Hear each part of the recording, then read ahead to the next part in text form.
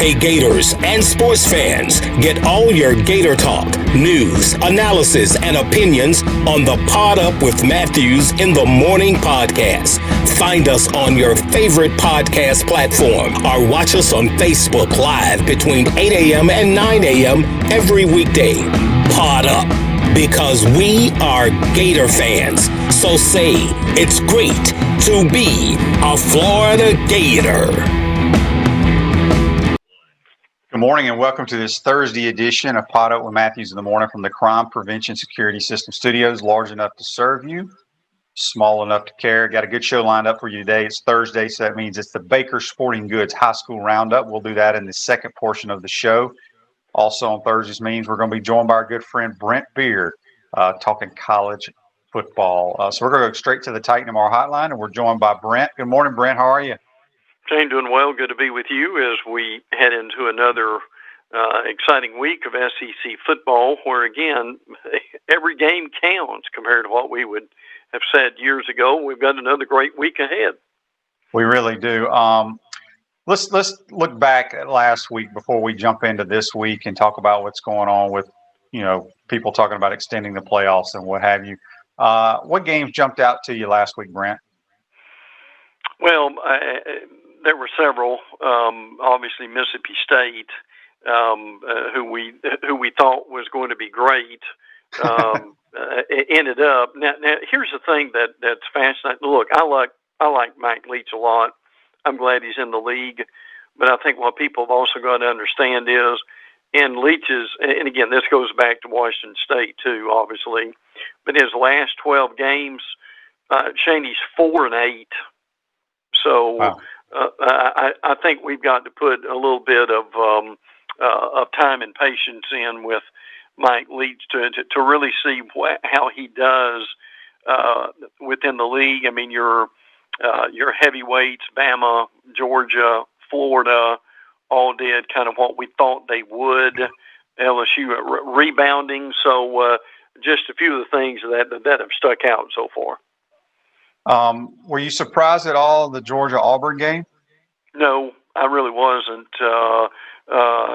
but primarily because of Auburn with their two things. Auburn struggling. They have had two straight games now to where they have had their leading rusher gain no more than 35 yards. Bo Nix was their and has been their leading rusher at this point. But Georgia's defense, they were incredible in that game. They held Auburn to 1.8 yards per carry, and they really suffocated Auburn to the point where by the end of the game, Bo Nix did not trust his offensive line. And he was basically making up Sandlot plays as he was going along, frankly. And but Georgia again, they are relying on their defense. They've got a game manager in Stetson Bennett who played well. They ran for 202 yards. So when you can do that, that's Kirby's formula, isn't it, Shane? And he lived up to it. And they imposed their will on Auburn. Yeah, they did. They dominated them. And we'll talk a little bit more about both those teams later in the program. Brent, so there's talk about people wanting to expand the playoffs. Give us the rundown there. Yeah, I'll give Matt Hayes credit for this. Matt is on our local station here and has been a respected college football writer for years. As you know, the college football commissioners met, and they decided not to expand to 8 this year, which I think is a mistake. It would really have helped them if they did. But what Matt heard from that meeting and came out of that meeting is certainly some talk with people in the college football world who said that sooner than later, that instead of expanding to 8, what they first may do is expand to 6, which would right now, frankly, I would take that. Expanding to 6, as they say, would keep the integrity of the regular season intact, more of every game matters. I still think every game would matter if we expand it to 8. But again, I think it tells us, Shane, that either, and again, the contrasts come up by the middle of this decade, that we're expanding, and frankly, the sooner we can, the better. That way, you would have accessibility from all the major conferences, and you would have some wild cards to where the non-Power 5s could get in too. Yeah, I don't know why they don't just go ahead with all the craziness that's happening this year. This would be a great year to experiment with it, but it would. We shall see. Brent, Alabama's going to play at Ole Miss. There's a hurricane coming through. We do know that LSU has moved their game from Baton Rouge to Columbia, Missouri against the Missouri Tigers. Any word of the other schools here in the Southeast changing the dates or locations? Well, here's the situation with Bama and Ole Miss, and they'll probably decide this morning. They're either going to keep the game where it is, which is Saturday night at 6 o'clock, or they may delay it until 7:30, or they may move the game to tomorrow night in Oxford, which would be an SEC game on a Friday night would be something, or they may end up, both the teams have got November the 7th off, and they may move it to there. And now there was a little bit of conjecture about moving the game to Sunday, and there is no way in the world that Nick Saban's going to move a game like Ole Miss to Sunday, because next Saturday night they have got that humongous game with Georgia as Georgia comes in. So my guess is that they'll probably keep it where it is, or move it to Friday night. And again, because I think Saban doesn't want that many games in a row without a break. So the other possibility might be Arkansas at Auburn, but I think Auburn is far enough south out of the cone of the hurricane where that game probably won't be affected, that they'll get a little bit of rain. But again, for both of those games, I mean, if you've got, and you probably played in it before, Shane, if you've got winds of 30 to 40 miles an hour, and you're dealing with 3 or 6 inches of non-ending rain, at some point you need to rethink about even playing in those kind of conditions. Yeah, it doesn't sound like a whole lot of fun. You know, it seems like it'd make more sense to play Friday. I don't know when the hurricane is supposed to hit, but if you're going to play in Oxford, there's no reason for them to play Saturday night, in my opinion. It's going to be a mess. Yes. So when you look at that game, Brent, let's talk about Alabama. I think they've looked outstanding on offense with Mac Jones. The passing attack has not missed a beat since Tua left. They are a very potent football team right now. They really are. Mac Jones is leads the nation in pass efficiency, if you can believe that. What he's done has been amazing. Najee Harris has probably been a better receiver than he has a runner. Jalen Waddle and Devontae Smith have played well. John Mechie is kind of the third guy that's kind of surfaced in the Texas A&M game. Now, they've got a Ole Miss team, as obviously Florida fans have seen, that are very good offensively. I mean, Matt Corral's third in the nation in pass efficiency, averages 12 yards per throw. Now that's pretty impressive with that. And Elijah Moore leads the SEC, 20 catches for 319 yards. To say the least, Ole Miss is not very good defensively. Shane, I can tell you there are probably high school teams in the Gainesville area who would move the ball on Ole Miss, but they're allowing like 446 yards passing. So this game, now Bama's defense is good. It's not great yet, as it might be by the end of the year. So, Shane, this thing, if they've got a dry track, frankly, this thing could be 62 to 35, something like that. Easily. You know, as you mentioned, yes. Florida throws for over 400 yards on Ole Miss. Kentucky runs for over 400 yards on Ole Miss. And Alabama's probably the most balanced offense in the league.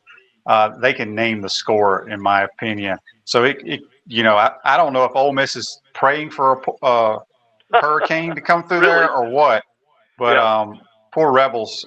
I just don't know how Alabama will ever punt in that game. Arkansas is traveling after their first win. In I don't know how many years in conference play. They're traveling to Auburn. This game just got interesting with Auburn, the way they performed against Georgia, and with Arkansas winning. Yeah, no doubt. They had a 20-game losing streak in the league that was snapped. Look, Arkansas is just playing better. Barry Odom, the defense coordinator, former head coach of Missouri, has done a lot for them. They look really good in the upset of Mississippi State. Chad Morris, the Auburn offense coordinator, is coming back to face his team, so that will be interesting. Now, the Auburn situation, Anthony Swartz is only averaging 8.8 yards per catch. He's got to get going at some point. Seth Williams, who's one of the better receivers in the league, only had 35 yards against Georgia. But again, Auburn's inability to be able to run the ball has been a real problem for them. I think they'll win the game. They're still a better team. But Shane, would you say that Arkansas at this point has had some significant improvement? The record may not be that much better, but from the eye test, this is a better football team than we saw last year. There's no question. I think Barry Odom's defense, his plan against Mississippi State was outstanding, and I'm sure he's going to come up with a great plan against Auburn's offense, because let's be honest, Brent, I've seen Bo Nix playing a lot of football, and nothing against the kid. I just don't think he can play quarterback in the Southeastern Conference. Yeah. He's not consistent. He wants to run around, leave the pocket about 90% of the time. You cannot be an effective passer at all if you do that. And here's another interesting thing. So Arkansas's former head coach, and his name, what's his name? You just mentioned his name. Chad Morris. Chad Morris is now calling plays for Gus Malzahn. Chad Morris didn't win a dang. He went 0-16 in the conference as their head coach. Yeah. It makes no sense. And, I just think Arkansas, if Felipe plays halfway decent, I think Sam Pittman's brought a new attitude to their program. I'm not saying they're going to win, but I think this is going to be a dogfight. Yeah, and I agree with you. And a lot of Bo Nix's problems, his offensive line is struggling, and he bails out too quick, as you said. And the problem is, when he does that, he either rolls left or right, and he basically cuts off half the field by doing that. So they've got to be able to help him with that. And again, Chad Morris has been in a lot of different places, at Clemson, at SMU, and he was pretty good at those places. It just did not work when he was at Arkansas, and it remains to be seen how soon Gus Malzahn would take the play calling over instead of leaving it with Chad Morris. Refresh your vehicle and your brand with a vehicle wrap from Wrap Spot. October is your lucky month at Wrap Spot. Mention promo code Shane and receive 13% off your vehicle wrap. We're speaking with Brent Beaird here on the Titan More Hotline. You can follow Brent, all his good info, at Brent Beaird on Twitter. All right, Brent, the Gators are traveling to College Station. I'm thinking, A&M has paid Jimbo all this money. This is year 3 for him. Mm-hmm. They don't look like they've improved much as a football team since Kevin Sumlin. I think the records are probably very similar. Kellen Mond is the same Kellen Mond. You never know what you're going to get. What do you think about this game in College Station? Well, it'll be a challenge, there's no doubt, for Florida, but A&M right now is allowing 400 yards per game. Kellen Mond is only a 58% passer. And the thing with Mond is, now we mentioned a few minutes ago that Matt Corral is averaging about 12 yards per pass or attempt, and you've got about a third of that for Kellen Mond. Now, Isaiah Spiller's a good running back, but something you hit on is Jimbo Fisher is 0-7 against top 5 teams. he is 3-10 versus ranked teams. So no, it just really has not come together for him at this point. And again, the Gators have made some moves in the secondary, shuffling some guys around. Hopefully that will help them. I do think it's interesting that Kyle Trask was named for Kyle Field, and he and his family grew up to be A&M fans at that point. And again, for all the criticism with Florida, they allowed only 2 plays of 20 yards or more against South Carolina when they allowed 9 against Ole Miss. So that's some improvement. I still think they'll get the defense figured out at some point, but I think the main thing is if the defense can keep the plays in front of them and the offense doesn't turn it over, a la the Kyle Trask fumble, I think the Gators are able to get out of College Station with a fairly comfortable win. Yeah, we will see. We got a text here on the Titan Tomorrow text line from Daryl for you, Brent. He said, could you ask Brent, does he think Florida rolls into the Jacksonville undefeated? I think there's a real good chance if they're able to win this game that probably is going to happen. Now, again, obviously, you've still got LSU coming up. You've got Missouri. I'm more concerned for the LSU game than the A&M game because LSU still has tremendous talent. It's young talent, but they've still got athletes. But again, right now between those two teams, I would tell you today, I think Florida's a better team than LSU.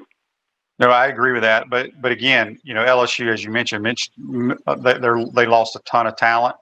But Miles Brennan's playing pretty well considering. I mean, he's still throwing for like 340, 350 every game, yes, which is common nowadays, though. It is. Let's talk Georgia, Tennessee. This is the big game, the CBS game. We're going to find out if Tennessee's for real in this game. Well, they've won 8 in a row. And look, right now, it's amazing to say this, but Tennessee has a better offensive line than Auburn. So that will be more of a challenge for Georgia than Auburn was. Jeremy Pruitt is building this team from the line of scrimmage.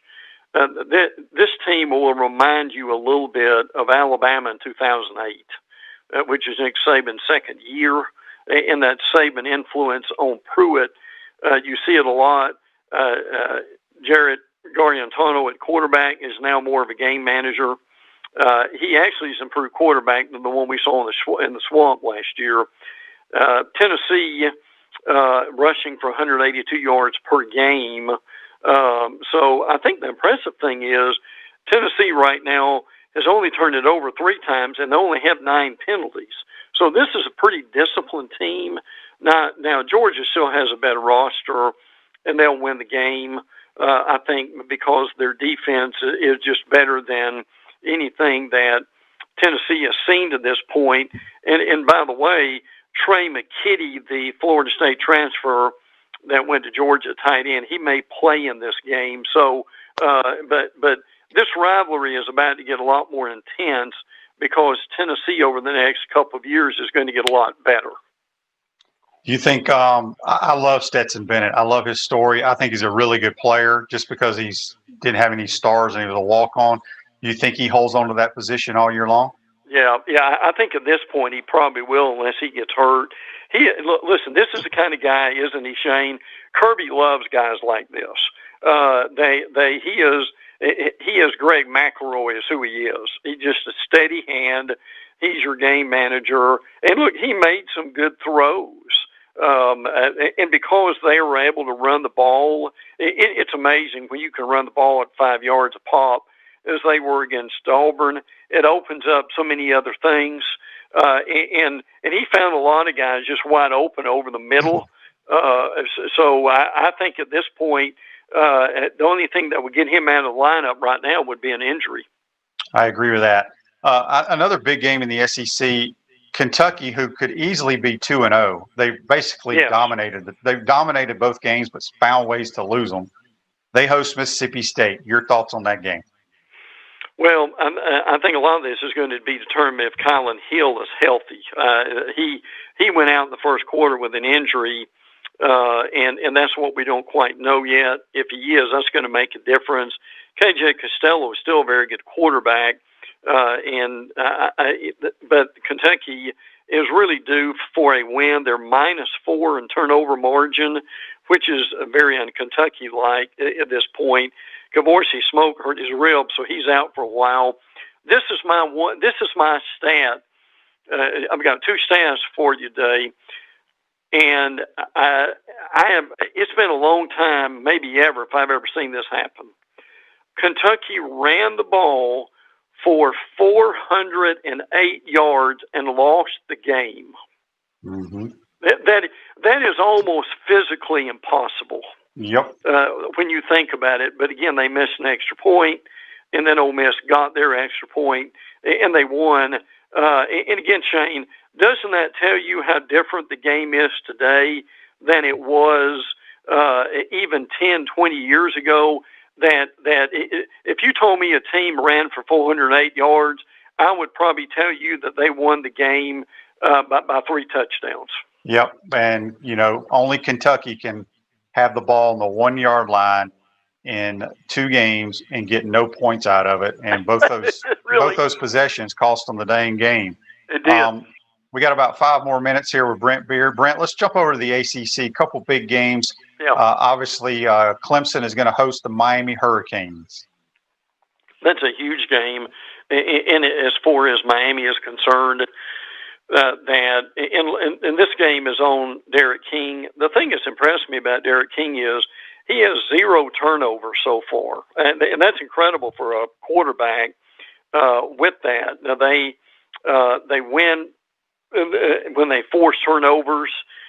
They've got to get the ball to their playmakers, Cameron Harris, Brevin Jordan, and Mike Hartley. Now, look, Clemson hasn't gone anywhere. This is still the team that we are familiar with, Trevor Lawrence, Travis Etienne, Amari Rodgers. Now, their defense allowed Virginia 400 yards in the previous game, and Brennan Armstrong threw for 270, but their defense is really good against the run, 2.3 yards per carry. Look, Miami's Miami and Clemson's Clemson.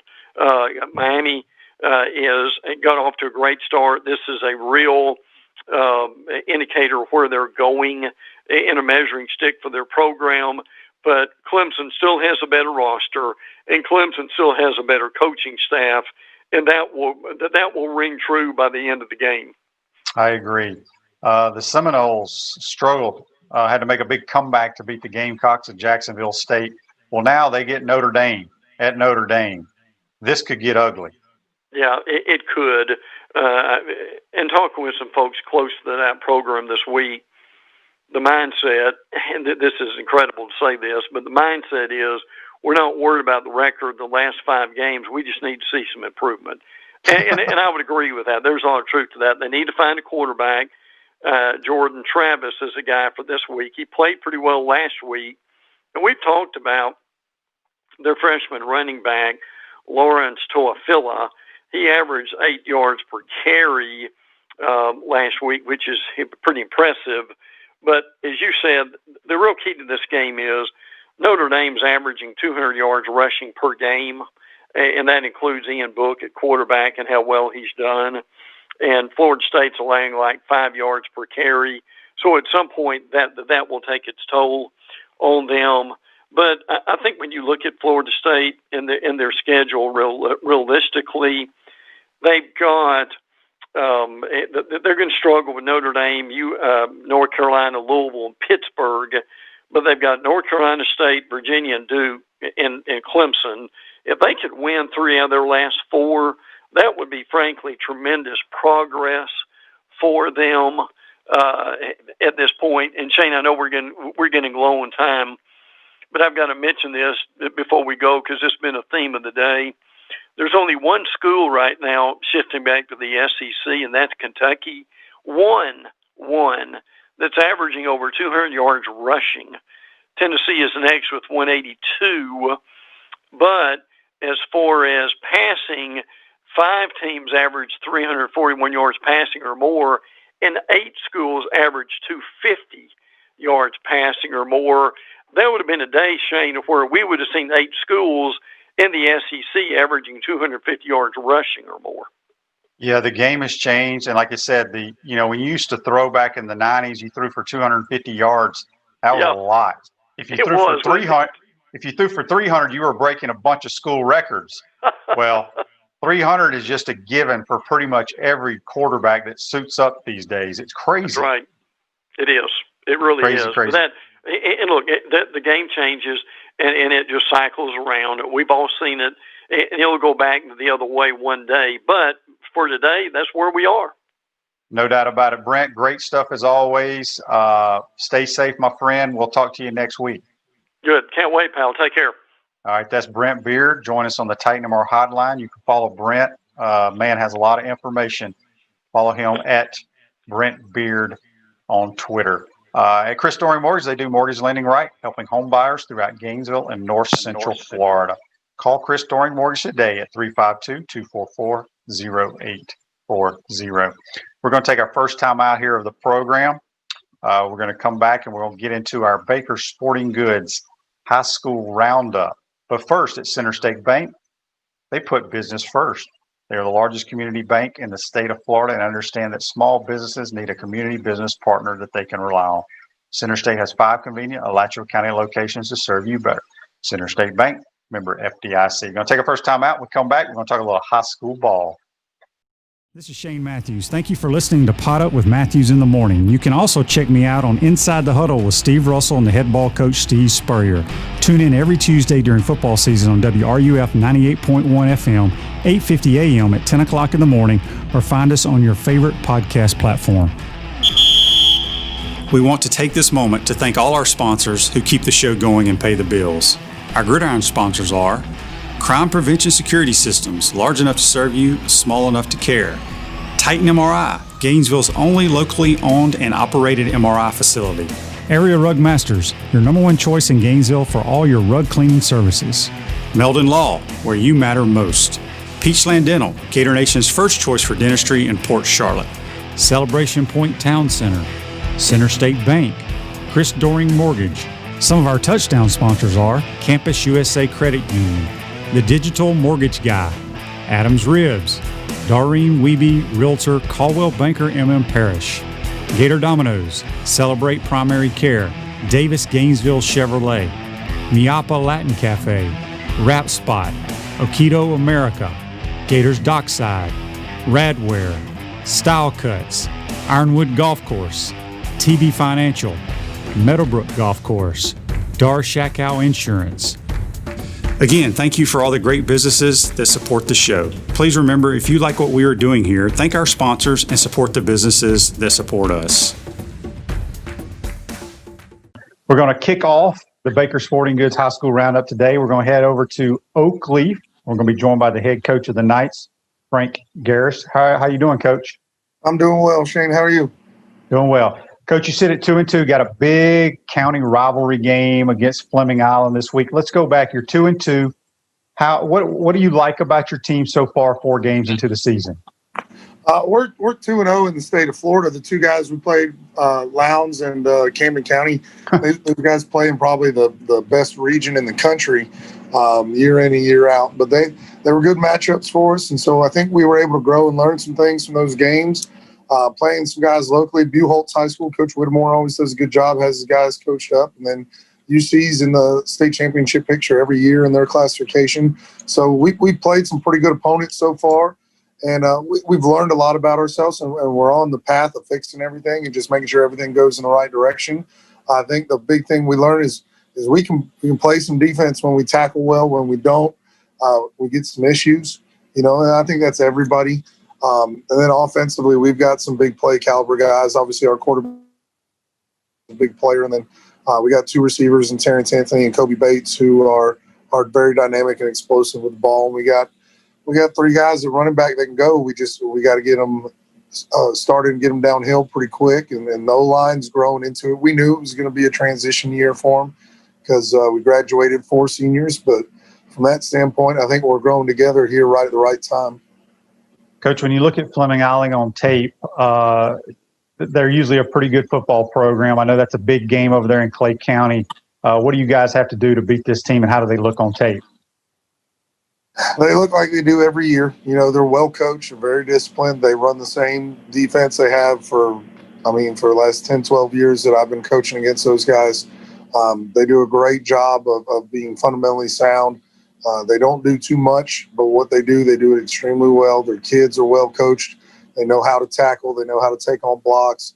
They're a team that you look at them, you're like, look, they're going to force us to beat them. They're not going to beat themselves. And offensively, Coach Wolf does a good job. You know, they're very dynamic in the with what they do, play calling wise. You know, they're in and out of some 2-back and some 10 personnel stuff. So it's a good challenge for us, and it's something that we're going to have to beat good teams to go where we want to go this season. And Fleming Island is definitely one of those. And then you add on top they're in the county. You know, we've been undefeated against county since I've been here. That's something that we really push on the kids. Like, look, we want to be the kings of Clay County. We always want to win county games. It's important. But, I mean, from that standpoint, it's not just a county game. Fleming Island is right now they're number one in the Channel 4 poll. You know, they're a good team. And so, again, if we want to go where we're talking about going, we got to beat good teams. And in order to do that, we got to play good teams. And so we're fortunate to be able to play them Friday. So, Coach, this will be your 5th game of the year. How many do you have scheduled on your schedule this year? Well, they just released the play-in games, so we'll have 10. We had 9 regular season games like everybody else was available. We didn't take a bye week. And then our play-in game got announced today. I think we're playing Nice at home on the 13th, which is weird because we play them October 30th as well. So, you're playing Nice twice. Back 2 out of 3 weeks. We're playing. We didn't. Bartram got the bye out of our region, and so our play-in game was Nice High School. So we'll play them on the 30th of October, and then 2 weeks later on 13th of November. Yeah, that's interesting, Coach. It's been a difficult year, obviously, for everyone. How has your team handled the whole COVID situation? Oh, the team's done a good job. I was talking to somebody more from my perspective. I think I've spent more time handling digital tickets than I have actually coaching the kids. So it's been a new challenge. Stuff you normally don't have to do or worry about. Some is what you have to take care of now. The kids have done a good job, you know, for the most part. Every once in a while, we don't put the water boy out there or anything. We don't have any automatic water feeder. We have one on campus. We're not using it. So just every once in a while, you'll have kids that forget to bring water. So we got some backups to be able to give them a couple water bottles or stuff like that. So we keep the storage of about 4 or 5 cases of water. But other than that, I mean, the kids have kind of taken it without a beat. You know, they haven't really missed anything. They all have their masks with them. But other than that, I mean, it hasn't been super hard on the kids because we've been having to go through it since June. At this point, we're 4 months into it. They know what they got to do. So, well, Coach, good luck against Fleming Island. I know that's a big, big game. We'll check in with you when it gets a little bit closer to playoff time because I know you got a really good team there. Good luck, man. Y'all stay safe. Thank you. I appreciate it. You too, Coach. All right, that's Coach Garrish from Oakleaf. Join us. We're going to head on over to Baker County now. Thank you for joining the Baker Sporting Goods High School Roundup. We're now joined on the Baker Sporting Goods High School Roundup, the head football coach of the Baker County Wildcats, Coach Kevin Mays. Good morning, Coach. How are you? Good morning. I'm doing good. How are you guys? Doing well. Coach, you sit at 4-0. Tell me a little bit about how the season's gone so far. I mean, it's obviously us as coaches want perfection, and you can always find some things, but it's gone about as well as it could go. If I got my numbers right, I think we scored 164 points and only given up 12. It's hard to complain with that. Yeah, no doubt about it. So when you look at your offense, who stood out the most so far through 4 games? We have 4 guys that probably have about the same amount of touches and about the same amount of yards, actually. But we've got Scooby Graham, Cam Smith, Jamarian Baker, and our quarterback, Carson Crawford. We've kind of got like a 4-headed monster of running the ball, and it's hard to key on one. And when you do, one of the other ones break it off. So we've been real successful at the running game. Well, Coach, I think you just said you've given up 12 points in 4 games. Obviously, you got to be pretty pleased with your defense. Yep, defense has played really well. we started 8 sophomores last year, so obviously they're juniors this year, and just that experience from what they had last year has helped them a lot this year to just learn to trust each other, with run fits and where they're at. And I think last year they tried to make up areas for each other, and this year they trust each other, which obviously is shown to help. Coach, you got Terry Parker tomorrow night. How do they look on tape? They're a real athletic team. They have a quarterback. I'm a numbers guy. I don't really get the names, but number 3, their quarterback, he can make you miss and keeps his eyes downfield and can throw the ball deep and score at any time. I think it'll be a big challenge for us. So you've played 4 games. It'll be your 5th game. Do you have 9 games scheduled or 10 on your regular season schedule? 9. 9, and then the playoffs. The playoff brackets, the playoff brackets came out today, so we'll have 10, at least 10. So, Coach, I know it's tough to say that right now, but, you're sitting at 4-0. You've been dominating teams. I think you feel like you probably got a chance to make a deep run in the playoffs. However, it doesn't really matter what you do in the regular season. They're just going to draw out a hat who your first opponent may be. Who are some of those opponents that are going to be in your region in the playoffs? Well, the brackets came out this morning, so I can tell you we play Arnold first. Then we'll play the winner of probably Rains and Westside. And then we would probably play Wakulla. That's just a guess after that. So it'll be a tough road to get going. Well, like I said, you got a good football team. How have your team responded with all the COVID issues this year? We've kind of put it behind us, and we just deal day to day with whatever comes at us.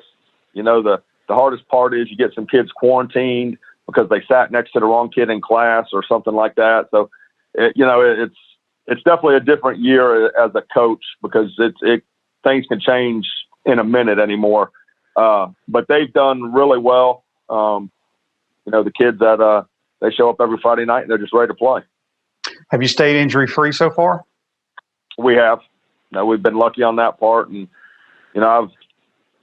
a few years ago, I was the head coach at Vieira, and we were able to make it to the state championship game. And I try to tell people it takes a decent amount of luck to get far into playoffs as well when it comes to that kind of stuff. Yeah, speaking of that, down in Vieira, it's a little different atmosphere from going from down in South Florida up to Baker County. What's been the biggest difference for you adjusting? You got that small town, Friday Night Lights type feeling. What has been the biggest difference from down there to Baker County? Vieira kind of had its own little bubble down there, and it was similar in the fashion that it cared. People cared down there, and they still supported us. But here, everybody here in the community supports what it is we're doing, and it means something to them. And if anyone's never been out here to watch a game, it truly is Friday Night Lights. The town kind of shuts down. They all show up and support us, and it's great to see everyone out there wanting to see us be successful and then support the athletes. Well, Coach, we appreciate you taking the time to join us on the Baker Sporting Goods High School Roundup. Good luck Friday night. We'll catch up with you when it's a little bit closer to the playoffs. Sounds great. I appreciate it, guys. Hi, everybody. I'm Steve Spurrier. I've been fortunate, blessed. A lot of good things have happened during my playing coaching career. A Heisman Trophy, national championship, a bunch of SEC championships also. And we're bringing that same attitude to the restaurant game. In the spring of 2021, we're opening Spurrier's Gridiron Grill right here in Gainesville at Celebration Point. We need some 5-star recruits to help fill all the positions in the restaurant from the front of the house to the back. So if you think you got what it takes to make the cut, I invite you to have a one-on-one and greet me with some of our management team on Wednesday, October 14th at the Hotel Indigo at Celebration Point. Learn all about our job opportunities with the restaurant. Now let me make this clear, I'm only looking for the best of the best out there. So if you love your job, if you love the restaurant business, if you want to be part of the most elite team right here in Gainesville, then we want to meet you, learn more about you, and hopefully work at Spurrier's Gridiron Grill. With your help and the best of food, drinks, service all around, we'll make Spurrier's Restaurant the envy of all the Seminoles and Bulldogs everywhere. We're looking forward to working with you. Be there October the 14th. We plan to meet at Hotel Indigo at Celebration Point.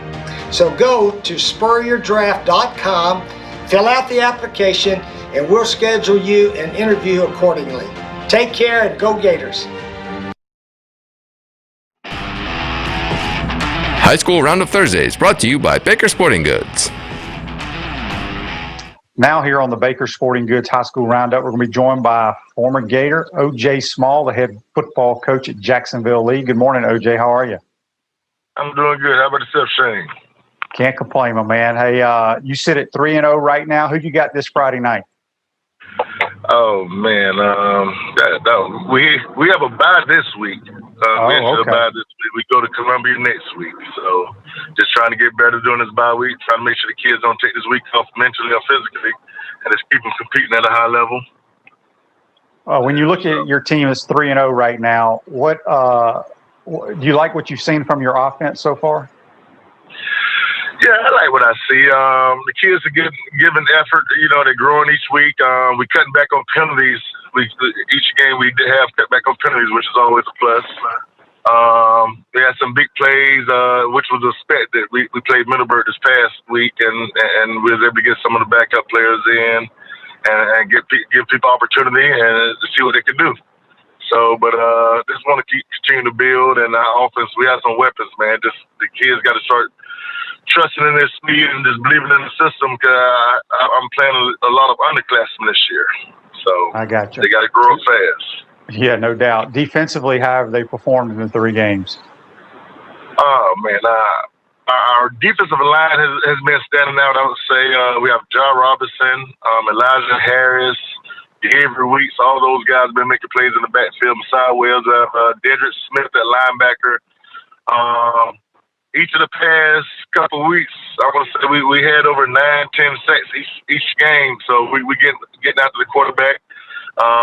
Defense scored twice last week. We had an interception the week before, so we create those turnovers, force some fumbles and everything of that nature. So it just, just being able to do it consistently at a high level. And I know our schedule is about to shift to where we play a couple tougher opponents. I'm just hoping that we could carry over that same momentum and that same energy. When you, I'm sure you've watched some tape of Columbia. Coach Brian Allen does a tremendous job. Y'all have battles year in and year out. It seems like it always goes into overtime or last second somebody wins. I think they've only played 1 game, maybe, or maybe 2 games. I think they're struggling a little bit this year. Have you been able to watch them on tape at all? I saw some of the game versus Trinity, and like I say, they're going to play up to the opponent, and I know for sure they're going to play up for Lee High School. Whenever we get together, it seems like both teams going to make sure we bring our A game, and there's going to be a battle out there. And like I say, they keep athletes, the small town, small city rather, and they play hard. They play tough nose football, and I expect us to be able to top their effort. OJ, before we let you go here on the Baker Sporting Goods High School Roundup, I got to get your thoughts on what Dan Mullen has done with the Florida football program and what you like about this football team he has this year. Definitely been impressed with the offensive side. Trask has been taking care of the football and making the good throws. Pitts has been making big plays for them. Tony has been making big plays. So as long as these playmakers continue to do what they're supposed to do and put the points on the board, we give ourselves a fighting chance. Defense has been able to do enough to keep us on the win column, but we definitely got to tighten up on the defense side, I would say. But Dan Miller, he's doing a great job there. He's done a great job recruiting. He's done a great job getting the kids up and going each week. So I just hope he's able to continue that. Well, OJ, y'all stay safe this week and get ready for Columbia in 2 weeks. We'll talk to you when it gets a little bit closer to the playoffs, my man. Sounds good. You take care. All right, that's OJ Small. Join us on the Titan MR hotline. Thank you for joining Baker's Sporting Goods High School Roundup here on Pod Up with Matthews in the Morning.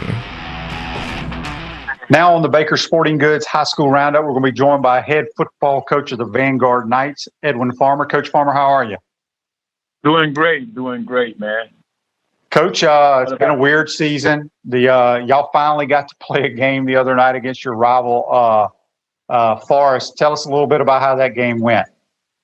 Oh, man, it was kind of tricky, especially with us not having a chance to get any practice play at all. We just been practicing against each other. We had a game scheduled against North Marion to get a chance to get out and get that done. So it was our first game, and it was against our crosstown rivals. But our guys was like, hey, we're ready to play, coach. Let's get this done. And they went out and they competed. You can tell it was the first game. A lot of first game mistakes, a lot of butterflies, a lot of things just didn't go the way you coached it to go. But it's one of those first games. You're gonna have some bloopers and some jitters, and find some kids that can play for you. Find some kids that you want to move around.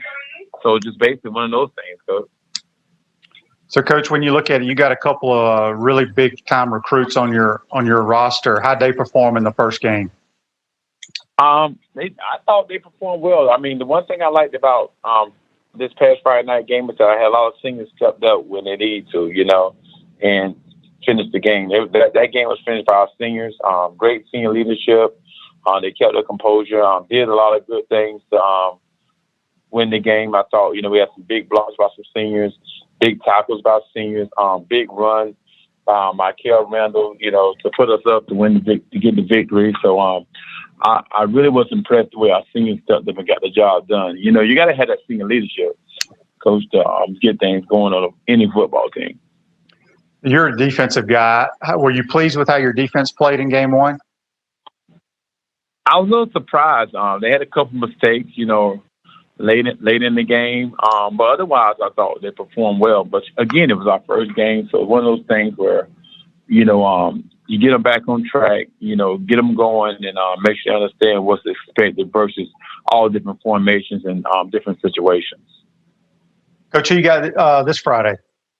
We got Westport. We got Westport coming up. Coach Rim over there at Westport doing an excellent job. They're 2-0. They're pretty excited, and I know they're going to be ready. They're going to be ready because we haven't coached against each other. Me and Coach Rim always coached on the same side. We both coached at Vanguard together, then we're at Westport together. So it'll be an interesting game. So I think they've gone ahead and done the brackets for the playoffs. Who do you get in the first round? We got Crystal River, at Crystal River. How about that? Huh, interesting. I don't know much about Crystal River. We got a lot of Gator fans that watch and listen to our podcast, Coach, and you have a recruit, Trevante Rucker, who's committed to the Gators. How's your big defensive lineman? Where's he leaning towards right now? Man, I don't know, man. Look like Bryce might be going to the Gators. That's what I'm thinking, LSU is trying hard, though. LSU not going to let them off the hook. So I think if Florida continue to do what they're doing as far as recruiting him, keep reaching out to him, keep doing the right things, as far as get him there, I think they'll get him, but it shouldn't be a problem. I think he's going to be a Gator. And, Trevante is just Trevante. He's a pretty special kid, great athlete, works extremely hard in practice. He's going to give it all he got. He can play offense, defense, just one of those guys. He's just an athlete. I'm interested to see what Florida going to use him at because he can darn sure play some safety. I know he can catch well. They recruit him as a receiver, but he's a heck of a safety too. Yeah, that you bring up a great point. He's such a tremendous athlete. It will be interesting when he gets on campus where they try to play him. Well, Coach, good luck against Westport. We'll get you back on when it gets closer to the playoffs. Y'all stay safe down there, and we appreciate you taking the time. Oh, yeah, please do, Shane. I enjoyed it. Thank you. All right, that's Coach Edwin Farmer joining us on the Titan MR hotline from the Vanguard Knights. Hey, Gator Nation, this is your former head ball coach, Steve Spurrier. Check out our show, Inside the Huddle with Shane Matthews and Steve Russell, every Tuesday during football season on 8:50 a.m. and 98.1 FM WRUF at 10 o'clock a.m. We want to take this moment to thank all our sponsors who keep the show going and pay the bills. Our Gridiron sponsors are Crime Prevention Security Systems, large enough to serve you, small enough to care. Titan MRI, Gainesville's only locally owned and operated MRI facility. Area Rug Masters, your #1 choice in Gainesville for all your rug cleaning services. Meldon Law, where you matter most. Peachland Dental, Gator Nation's first choice for dentistry in Port Charlotte. Celebration Point Town Center, Center State Bank, Chris Doring Mortgage. Some of our touchdown sponsors are Style Cuts, Ironwood Golf Course, TB Financial, Meadowbrook Golf Course, Dar Shakow Insurance, Pomodoro Cafe, Big Mills Cheesesteaks, MB Listing, Cornerstone Financial, McDonald's Gainesville, My IT Masters, Gainesville Neon and Signs, 84 Lumber, Tropical Smoothie, Chick-fil-A on Archer Road, Aver and Smith Personal Injury Attorneys, Orange Theory Fitness, PRP Regeneration Specialist, and Dowling Signs. Again, thank you for all the great businesses that support the show. Please remember, if you like what we are doing here, thank our sponsors and support the businesses that support us. Welcome back to Pot Up with Matthews in the Morning from the Crime Prevention Security System Studios. Large enough to serve you, small enough to care. Celebration points where the Gators come to celebrate with premium brands like Bass Pro Shop, Tommy Hilfiger, Hotel Indigo, Nike, Medici's, Regal Cinemas, and coming spring of 2021, the HBC's new restaurant, Spurrier's Gridiron Grill and Visor Rooftop Bar. We will see you at Celebration Point where the Gators come to celebrate. We want to get to our This Day in Sports, brought to you by Area Rug Masters, Gainesville's most trusted area rug cleaners. With free pickup and delivery, Area Rug Masters is the convenient way to keep the focal point of your room looking brand new. Call Area Rug Masters, 352-448-5999. This Day in Sports, in 2018, New Orleans quarterback Drew Brees becomes the NFL's all-time leading passer in passing yards. He surpassed Peyton Manning in a win over the Redskins. That happened in 2018. This Day in Sports is brought to you by Area Rug Masters.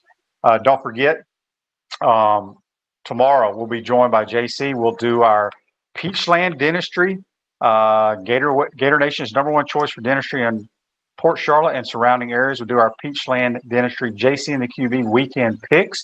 You don't want to miss that. We really want to thank all the high school coaches for joining us. I love Friday Night Lights. Good luck to all of them tomorrow on our Baker Sporting Goods High School Roundup. And our good friend Brent Beaird over in Jack's, Heisman Trophy voter, works for a lot of different outlets over there. You can follow him on Twitter at BrentBeaird.com.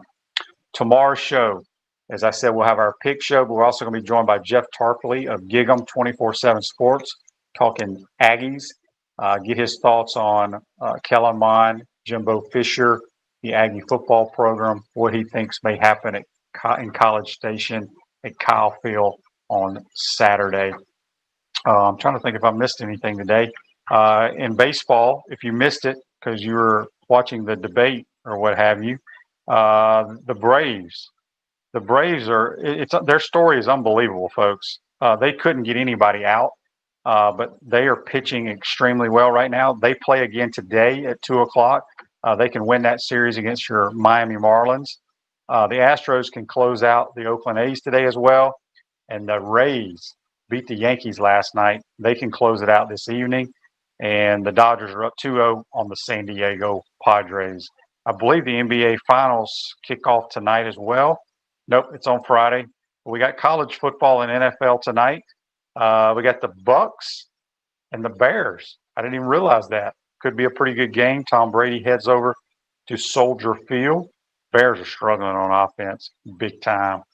But in college football, could be an entertaining game. The Houston Cougars finally get to play a game. They have been waiting and waiting and waiting. They're going to host the Tulane Green Wave. Again, make sure you follow and like us on Facebook Live, YouTube, Spotify, Apple Podcasts, and Google Podcasts. Make sure if you're out and about in our area, go pay a visit to our sponsors. They're the ones that make this show happen. Today's show is a wrap, brought to you by Wrap Spot. Be safe out there, folks, and we'll see you tomorrow. Take care.